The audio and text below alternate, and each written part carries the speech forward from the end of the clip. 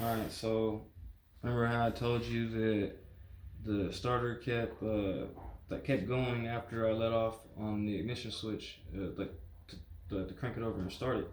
Well, look, okay, so this is what I was talking about. As soon as I take the screwdriver off of these two terminals here, that should stop. Instead, it's gonna keep going. Let's see it then. Oh, now I want to see that. And that's acting right. Mm-hmm.